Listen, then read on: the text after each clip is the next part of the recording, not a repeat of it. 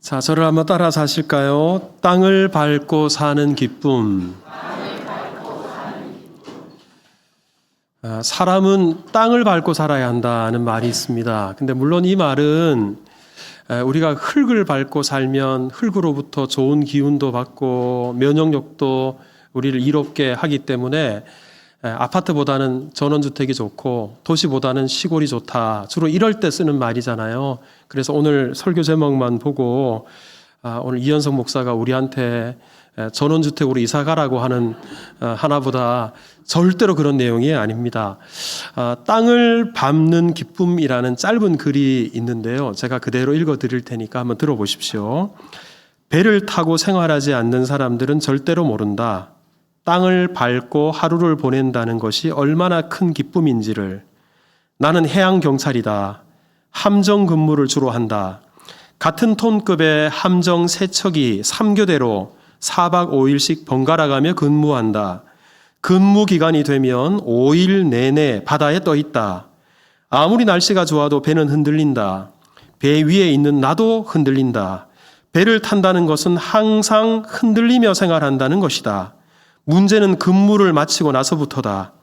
육지에 도착한 날은 하루 종일 육지 멀미에 시달린다. 길을 걸으면 도로가 위아래로 흔들리고 집에 와서 소파에 앉으면 눈앞에 책장이 흔들리고 밤에 침대에 누우면 천장이 움직인다. 물 위에서 5일을 보낸 여파가 땅에까지 미치는 것이다. 처음엔 이것이 육지 멀미인 줄 모르고 내가 왜 이러나 싶었다. 하지만 이제는 익숙할 때도 되었건만 여전히 어지럽다. 동시에 땅을 밟고 산다는 것이 얼마나 감사한가 되뇌인다. 여러분 공감이 가십니까? 우리가 배를 타고 5일씩 바다에 안 나가봐서 잘 모르겠지만 참 그럴 것 같다는 생각이 들어요. 저의 제자 중에 하나가 10만 톤급이 넘는 LNG선 항해사입니다. 이 화면에 보시는 이런 배예요. 이 청년이 한 번 배를 타면 짧게는 3, 4개월, 길게는 7, 8개월을 이 배를 타고 바다에 떠 있습니다. 제가 물어봤어요. 너도 육지멀미라는 걸 하니? 저는 우리 5일 타도 하루 육지멀미 하니까 우리 며칠은 멀미하지 않을까 물어봤더니 목사님 이 배는요 워낙 커가지고요 배를 타고 있을 동안에 흔들리는 것을 전혀 느끼지 못한다고. 그리고 기상이 안 좋을 때는 항해를 하지 않잖아요. 다만 몇 달을 망망대해, 그러니까 주변에 바다밖에 안 보인대요. 그런 가운데 몇 달을 운항을 한대요.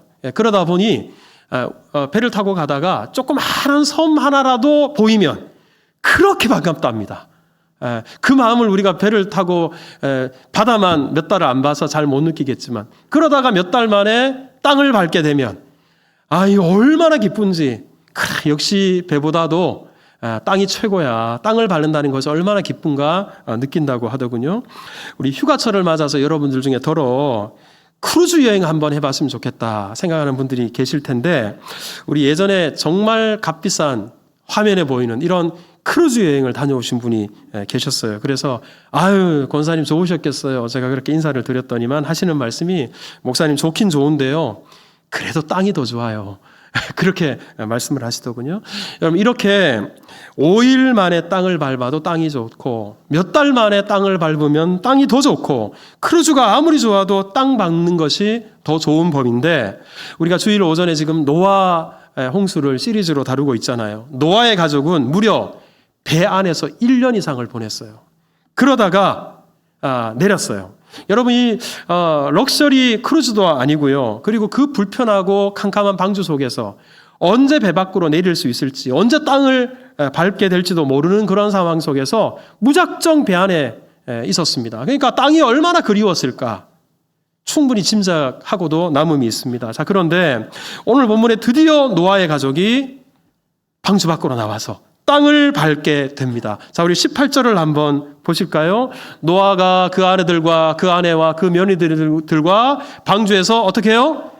함께 나왔습니다. 드디어 배 밖으로 나왔습니다. 근데 여러분 이게 도대체 얼마 만에 밟아보는 땅인가? 14절을 보시면 둘째 달 21의 날에 땅이 말랐더라 그랬거든요. 노아가 601세 되던 해 2월 27일에 배 밖으로 나왔습니다. 그러니까 여러분 홍수가 언제 시작된지 아시잖아요. 노아가 방주에 언제 탔는지 아시잖아요. 우리 600세 되던 해 2월 17일에 배를 타서 그 다음에 2월 27일에 내렸으니까 1년하고도 며칠이에요? 10일 만에 배 밖으로 나와서 땅을 밟게 됩니다. 그러니까 얼마나 좋았을까? 얼마나 감격스러웠을까? 노아의 가족이야말로 정말 땅을 밟는 것이 정말 좋다. 정말 기쁜 일이다. 절감했을 거라고 생각을 합니다. 자, 그러면 노아가 이렇게 2월 27일에 방주에서 내렸는데, 아니, 어떻게 이 날을 방주에서 내리는 날짜로 정하게 되었을까? 어떻게 이날 방주에서 내리게 되었을까? 여러분, 그 노아의 방주가 물 위에 계속 떠다니다가요, 5달 만에 이 방주가 도착한 곳이 있었어요. 바로 아라랏 산이었습니다. 여러분, 늘 출렁거리다가 늘 흔들리다가 아라랏 산에 딱 도착했을 때 당장이라도 배 밖으로 나오고 싶지 않았겠습니까? 하지만 이때 나오지 않았습니다. 우리 아라랏 산에 멈춘 후에 3달이 더 지났어요. 그러니까 주변에 산봉우리가 이제 보이기 시작합니다. 그때라도 방주 밖으로 나가고 싶은 마음이 들었을 거예요. 하지만 이때도 밖으로 나가지 않았습니다. 여기서 1달쯤 더 지나서 땅이 말랐나 보려고 까마귀를 내보내고 비둘기를 2번씩이나 내보내서 땅이 말랐다는 사실을 알았습니다. 그런데도 노아가 방주 밖으로 나올 생각을 하지 않았습니다. 그리고 우리 오늘 본문 13절을 보시면 601년 첫째 달 곧 그 달 초하루에, 그러니까 노아가 601살 되던 해 1월 1일에 땅에 물이 거쳤다 그랬습니다. 그리고 노아가 방주 뚜껑을 열어서 주변을 보니까 정말 주변에 물이 다 사라졌어요. 육지가 다 드러났습니다. 그러면 여러분들 같으면 어떠시겠어요? 당장이라도 배 밖으로 나가야 되겠다, 이런 생각 들지 않겠어요?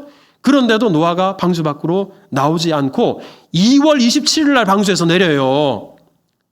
여러분, 이거 어떻게 이랬을까? 자, 노아가 방주에서 내릴 때 언제 내려야 되겠다 생각을 했을까? 자, 여러분 15절을 한번 보십시오. 같이 읽습니다. 시작. 하나님이 노아에게 말씀하여 이르시되, 16절입니다. 너는 내 아내와 내 아들들과 내 며느리들과 함께 방주에서 나와라. 그러니까 여러분, 노아가 방주에서 나오는 날짜를 2월 27일로 정한 이유가 뭐라고요? 하나님이 나오라고 하시니까. 하나님이 그날 나오라고 명령하시니까 그날 2월 27일 날 방주 밖으로 나왔던 겁니다. 여러분, 이게 중요해요.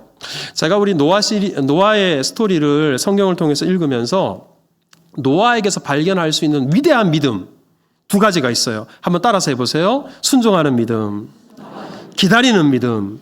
여러분, 뭘 순종하느냐? 말씀에 순종하는 거예요. 뭘 기다리느냐? 말씀이 이루어질 때까지 기다리는 거예요. 여러분, 이게 대단히 중요합니다. 여러분, 노아가 땅을 밟고 싶어도, 아무리 땅을 밟고 싶어도 서두르지 않았어요. 땅이 마른 줄 알면서도 배에서 내려야 될지 말아야 될지 이거 자기가 결정하지 않았어요. 왜냐 그러면 방주를 만들라고 하신 분도 하나님이시고 방주에 타라고 하신 분도 하나님이시니까 방주에서 내릴 때도 누구의 말씀이 있어야 되는 거예요? 하나님의 말씀이 있어야 되는 거예요. 그러니까 노아는 철저하게 말씀보다 앞서지 않는 믿음, 말씀과 함께 걸어가는 믿음의 소유자였다라는 겁니다.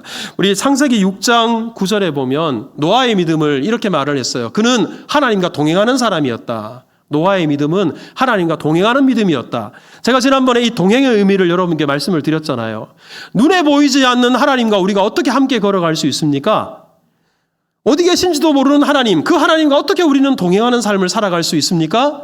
하나님의 말씀과 함께 걸어갈 때, 하나님의 말씀이 멈추라고 하면 멈추고 가라고 하면 가고 하나님 말씀이 타라고 하면 타고 내리라고 하면 내릴 때, 여러분, 이게 바로 하나님과 동행하는 삶인 줄 믿습니다. 우리 성령께서 우리 모두에게 은혜 베풀어 주셔서 노아처럼 말씀에 순종할 뿐만 아니라 말씀이 있을 때까지 기다릴 줄 알고 말씀이 타라고 하면 타고 내리라고 하면 내릴 줄 아는 이런 믿음의 소유자들 다 되실 수 있기를 주님의 이름으로 축복합니다.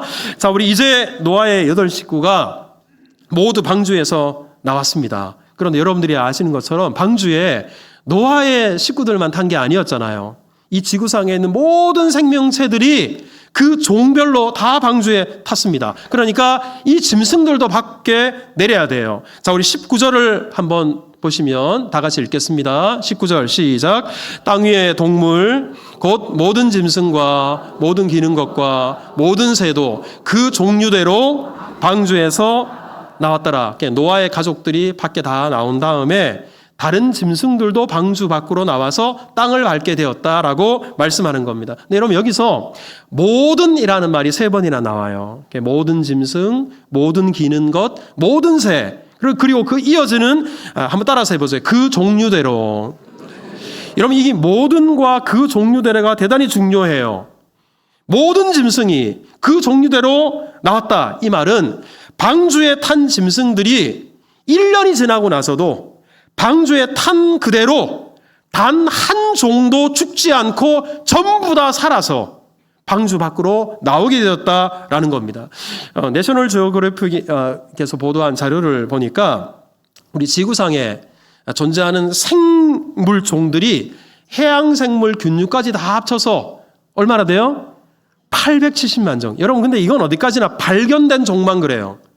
어마어마합니다. 여러분 이 중에서 우리 방주에 탔을 것으로 짐작이 되는 것들이 포유류 5,600종, 조류 1,500종, 파충류 12,000종, 양서류 15,000종, 곤충류까지 합치면 그 숫자가 어마어마해요. 코끼리보다 더 큰 짐승도 있었을 것이고요. 정말 눈에 제대로 보이지도 않는 그런 종들도 방주에 다 탔을 것입니다. 그런데 여러분 이 많은 생명들이 한 종류도 죽지 않고 방주에 들어간 그대로 다시 살아나왔어요. 여러분 이것은 그냥 저절로 있을 수 있는 일이 아니에요. 여러분 누가 이렇게 보호하셨냐? 여러분 누가 보호하셨습니까? 하나님께서 보호하셨습니다. 1년 10일 동안 방주 안에서 단 한 종도 죽지 않도록 하나님께서 생명을 보존해 주셨고요. 그리고 1년 동안 방주 안에서 무사히 살아있기만 하면 뭐합니까? 방주에 나올 때 여러분 이거 잘못하다가는 방주 안에서는 잘 살았는데 나오다가 밟혀 죽고요. 깔려 죽을 수 있는 확률도 대단히 높아요. 그런데도 나올 때도 질서정연하게 그 한 종류도 사라지지 않도록 멸종되지 않도록 하나님께서 지키시고 보호하셔서 방주 바깥에 모든 짐승들이 그 종류대로 전부 다 밖에 나오게 되었습니다. 근데 여러분 여기서 이런 생각을 하게 돼요. 왜 하나님께서는 이렇게 생명들을 보존하셨을까? 1년 동안 지켜주시고 나올 때도 한 마리도 깔려 죽지 않도록 이렇게 보호하셨을까? 여러분 간단합니다. 하나님께서는 천지를 창조하실 때 만들어 놓으신 이 생태계가 창조하신 그대로 보존되기를 하나님은 기뻐하십니다. 이 하나님의 뜻이에요. 이 하나님의 마음이라는 말입니다. 여러분 이거 우리 기독교인들이 잘 아셔야 돼요. 하지만 우리 지금 지구상에는 멸종 생물이 끊임없이 생겨나고 있어요. 우리 화면을 한번 보시면 지구상에 870만 종, 여러분 많다고 생각할지 모르지만 하루에 멸종되는 생명종이 150종에서 200종이나 돼요. 이 많은 생명들이 하루에 이만큼씩 사라지고 있습니다. 그리고 앞으로 2050년이 될 때까지 지금 전 세계에 있는 생명종 중에 무려 30% 이상이 사라지게 될 것이다. 이게 제 말이 아니고 전문가들이 하는 진단입니다. 그러니까 여러분 기독교인들이 창조 질서를 훼손하면 안 된다고 하면서 동성애를 거부해요. 여러분 동성애가 있으면 돼야 안 돼요? 안 되죠. 저는 우리 이 땅에 동성애로 말미암아 하나님의 창조 질서가 훼손되는 일이 일어나지 않기를 바라고요. 이런 것들이 뿌리 뽑히기를 간절히 바랍니다. 하지만 동성애만 창조 질서를 위협하는 겁니까? 아니에요, 여러분. 하나님께서 창조하신 생태계가 파괴하는 것, 이것 또한 하나님의 창조가 훼손되는 일이에요. 그러니까 우리 기독교인들이 이 세상에 있는 생명들, 우리 멸종되지 않도록 보호하고 환경을 잘 가꾸고 생명체들을 보호하고 생명을 아끼는 일, 이거 귀하게 여겨야 돼요. 어떤 분들이 이런 말씀을 하시는 분들이 있어요. 아니 목사님, 어차피 이 세상은 썩어질 세상 아닙니까? 나중에 없어질 세상 아닙니까? 아니 그러니 뭐 좀 오염되고 좀 더러워져도 어차피 죄 많은 이 세상은 내 집 아닌데 뭘 이렇게 말씀하시는 분이 계세요. 여러분 그렇게 따지면 여러분 건강에 좋은 음식 왜 드십니까? 어차피 죽을 몸이고 어차피 썩어질 몸인데 건강관리 왜 합니까? 제가 요새 좀 운동을 좀 해야 되겠다 싶어서 탄천에 좀 뛰어다니거든요. 제가 모자를 눌러 쓰고 저인 줄 숨기고 뛰어다니다 보니까 자주 우리 성도님들 만나게 돼요. 그러니까 다른 사람들은 저를 못 알아보게 제가 가리고 뛰면서 제가 만나면 너무 기뻐가지고 권사님, 집사님 뭐 이러고 인사를 하고 돌아다니는데 여러분 우리가 어차피 썩어질 몸인데 그냥 대충 해도 되지 않아요. 하지만 우리가 그러지 않는 것처럼 하나님께서 만들어 놓으신 이 자연 만물, 창조 질서, 생태계가 잘 보존되도록 하는 것 또한 우리 기독교인들이 관심을 가져야 될 일이라는 겁니다. 여러분 기독교인들 중에도 생명 있는 것을 재미로 죽이는 사람이 많아요. 동물을 학대하고 유기하고 창조 세계를 망가뜨리는 일 아무렇지 않게 행하는 분들이 있습니다. 여러분 더러 우리 주변에 유기동물들이 있잖아요. 저 지난번에 광교산에 올라갈 때 우리 유기 들깨들이 좀 돌아다녀요. 어떤 분들이 들깨가 좀 들깨한테 위협을 좀 느꼈던가 봐요. 돌을 들고 들깨를 막 던져요. 그래서 그 마음은 또 이해가 되지만 도대체 왜 저 개들이 들깨가 되었을까? 누가 그렇게 한 거예요? 사람들이 그렇게 한 거예요. 그 들깨가요, 사람만 위협하는 게 아닙니다. 있어야 될 때가 집인데 산에 풀어놓으니까 먹을 게 없으니까 야생 짐승을 잡아먹고요. 생태계를 파괴하고요. 그게 돌아서 결국은 누구에게 오냐면 우리 사람들을 위협하는 일이 되는 겁니다. 그래프를 한번 보시면 우리 휴가철에 지금 7, 8월 달에 유기동물이 가장 많대요. 저도 이 7월, 8월 달에 얼마나 많은 고양이들, 얼마나 많은 강아지들이 주인만 바라보고 살다가 다 이렇게 버려졌을까. 그리고 저 생명들이 돌고 돌아서 어떻게 또 사람을 위협하게 될까 생각하면 참 마음이 안타깝고 이 중에는 기독교인들도 있을 텐데 좀 이 생명에 대한 소중한 인식들, 우리 하나님께서 사람들에게 사람을 지으시고 나서 이 만드신 모든 생물들과 창조 세계를 다스려라 그랬거든요. 다스리라는 말이 함부로 하라는 말이 아니고요. 생명을 소중하게 여기고 창조 생태계를 잘 지키고 잘 보존하라는 그런 의미예요.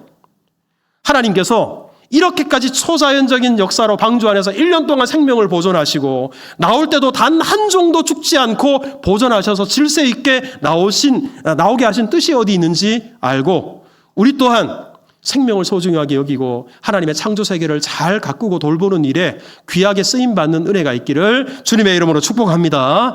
자, 그럼 이렇게 노아의 가족과 모든 짐승들이 이제 방주 밖으로 나와서 땅을 밟게 되었습니다. 자, 그런데 여기서 저는 이런 생각을 해봤어요. 내가 만약에 노아였다면 배 안에서 1년 동안 있었어요.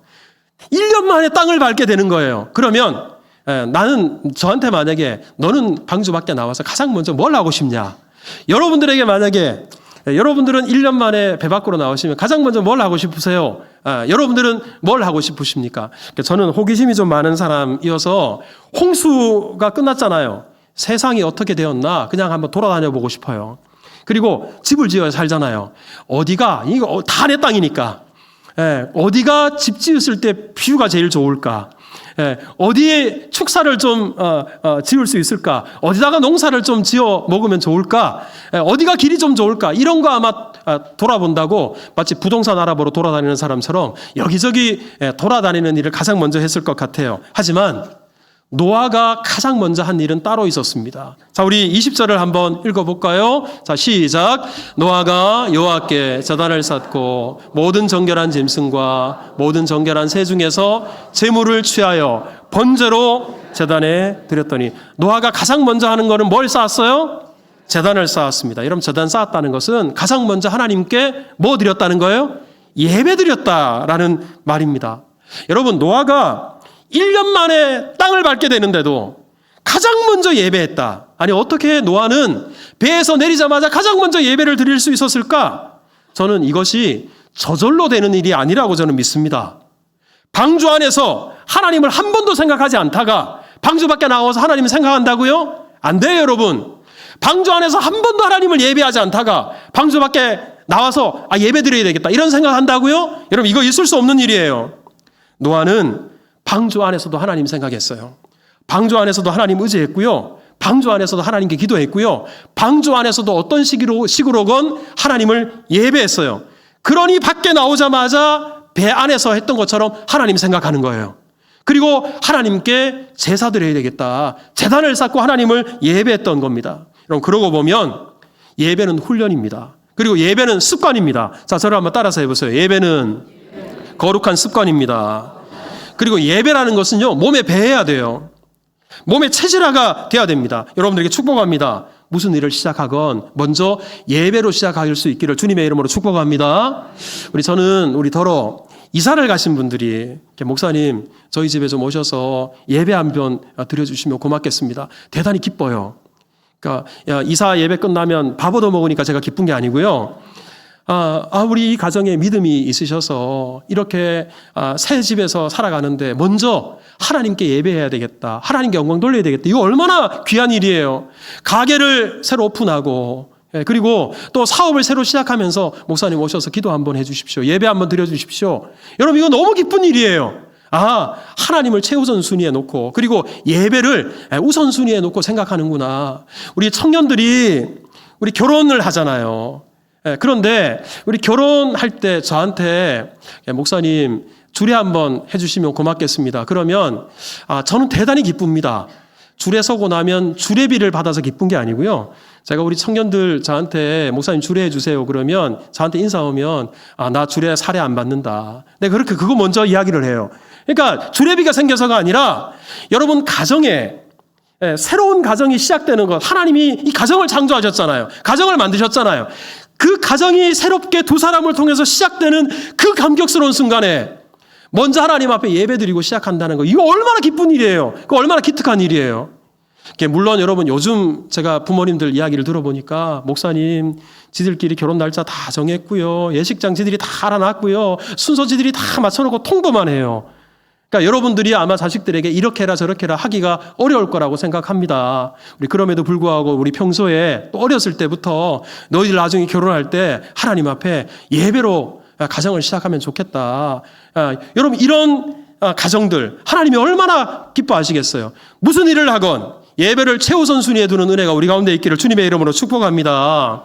네, 여러분 여기서 노아가 드린 예배가 번제였습니다. 번제는 짐승을 하나님께 바치는 제사예요. 네, 여러분 노아가 방주에다가 짐승들을 태울 때 암수 한 상씩 우리 암수 2마리씩 태웠습니다. 그런데 배에서 내리자마자 그 짐승을 잡아다가 하나님께 번제물로 드려버리면 그 제물로 바친 짐승은 멸종되잖아요. 여러분 그렇잖아요. 한 종류만 배에 태웠으니까 이런 생각을 할 수 있을 것 같아요. 하지만 우리 창세기 7장 2절을 한번 보십시오. 같이 읽겠습니다. 시작.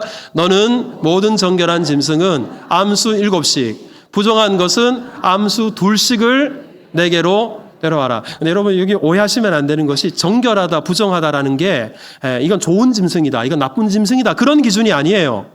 하나님께 제물로 드릴 수 있는 짐승 정결한 거예요. 제물로 드릴 수 없는 짐승 부정한 짐승입니다. 그러니까 우리 노아가 20절을 보면 정결한 짐승 정결한 새를 골라가지고 하나님 앞에 제물로 바쳤습니다. 그런데 이 정결한 짐승은 애초에 2마리만 태운 게 아니고요. 암수 몇 마리씩? 7마리씩. 암수 7쌍씩 태웠습니다. 왜 하나님께서 다른 짐승들은 다 2마리씩만 태웠는데 정결한 짐승은 이렇게 7씩 태웠을까? 여러분 그 이유가 뭘까요? 그 이유가 뭘까요? 간단해요. 드러난 이유는 한 가지예요. 하나님께 제물로 바치라고.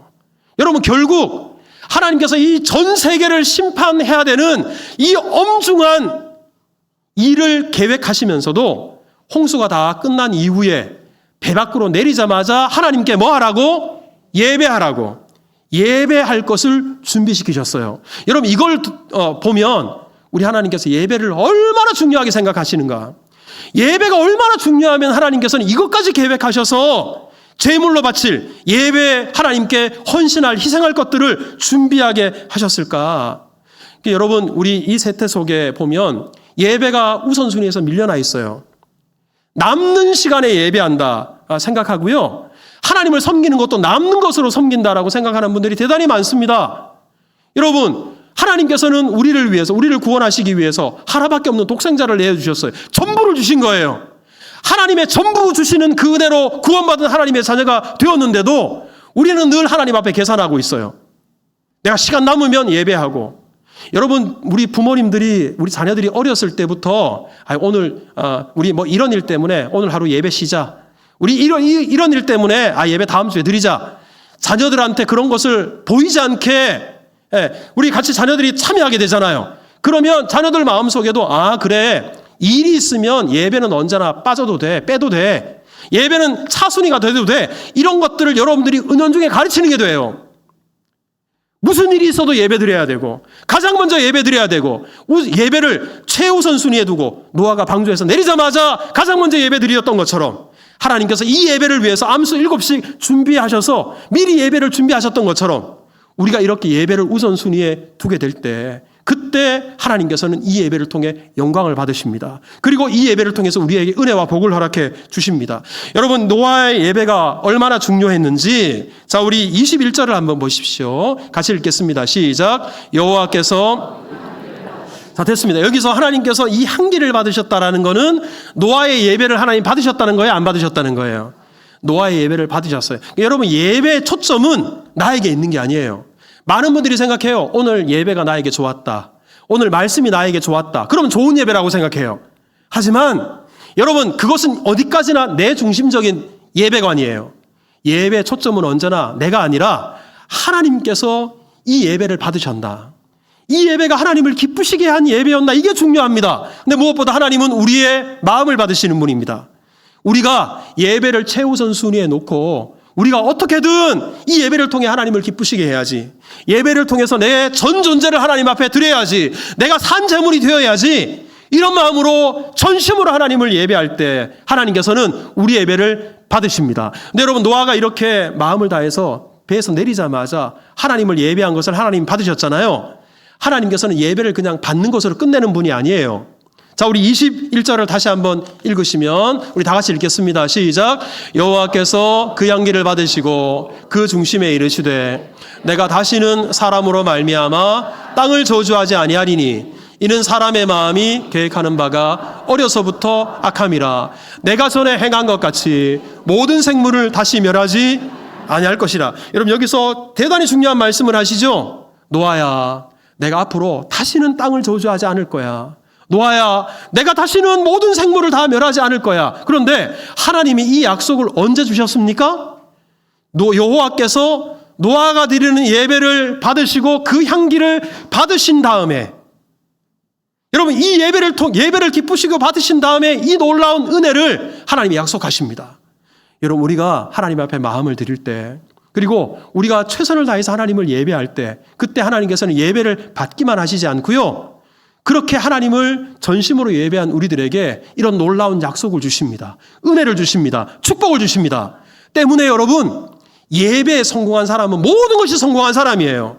하나님과의 관계가 바로 세워져 있고요. 하나님의 은혜의 통로가 막히지 않고 뚫리게 되거든요. 하지만 다른 건 다 성공해도 예배에 실패한 사람은 모든 게 다 실패한 사람이에요. 예배의 성공자가 될 수 있기를 주님의 이름으로 축복합니다. 여러분, 우리가 어디서든지 예배할 수 있어요. 휴가지에도 예배할 수 있고요. 산에 가서도 예배할 수 있고요. 꼭 우리나라뿐만 아니라 외국에 가서도 예배할 수 있어요. 하지만 어디서든지 우리가 서 있는 곳에서 예배하는 사람이 되려면 언제나 정한 시간에 예배 드리는 것, 이 예배를 기쁘게 여겨야 되고요. 그리고 우리가 하나님 앞에 예배 드릴 수 있는 기회가 있을 때마다 예배 드려야 돼요. 그리고 우리가 예배 드릴 때마다 마음속에 이 예배가 내가 이 세상에 있을 때 하나님께 드리는 마지막 예배일 수도 있다. 여러분, 이런 마음으로 하나님께 예배 드려야 돼요. 최근에도 어떤 약사가 약국에서 진료하고 있는데 갑자기 급발진 차가 들이밀어가지고요, 사망했어요. 여러분, 고속도로에서 화물차에 바퀴가 빠져가지고요, 퉁 튀다가 건너편에 있는 버스에 들어가가지고 그 버스 운전석을 덮쳤어요.